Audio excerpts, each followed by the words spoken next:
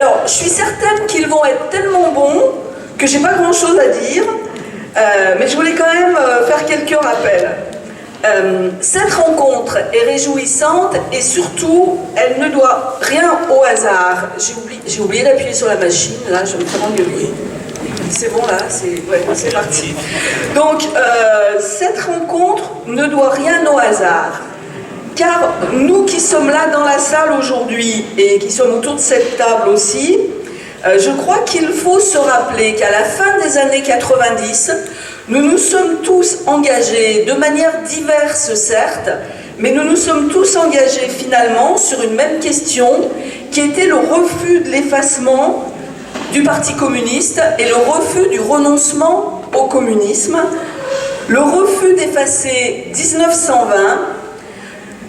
Notre opposition fait de ramener la classe ouvrière avant 1920. Alors pourquoi ce refus d'effacer 1920? Parce que 1920 nous a porté finalement, je vais un peu vite, mais porté finalement trois idées essentielles.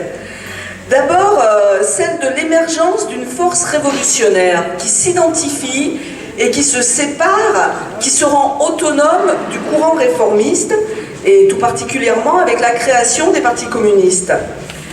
La deuxième question, c'était celle de la nécessité absolue, peut-être la première chose qu'il a à faire pour un communiste, de s'organiser et de créer l'organisation autour de lui, ça c'est le Parti communiste.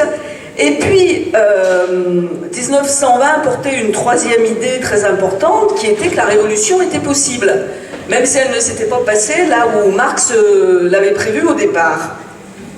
Et donc, effacer 1920, c'était bien ramener le mouvement social, la classe ouvrière, un siècle en arrière, à l'époque des grands partis réformistes.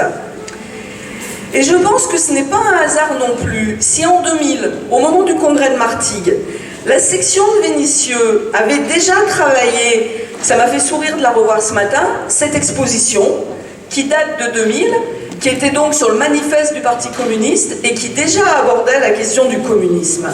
Ça venait de loin et nous abordions cette question en faisant la référence au manifeste du Parti communiste, au manifeste de Marx, alors même, pas le manifeste du Parti communiste, le manifeste de Marx, alors même qu'avec le congrès de Martigues, au même moment, le PCF s'enfonçait dans le renoncement à son histoire et dans le renoncement aussi à son rôle historique et ouvrait la porte à sa possible disparition.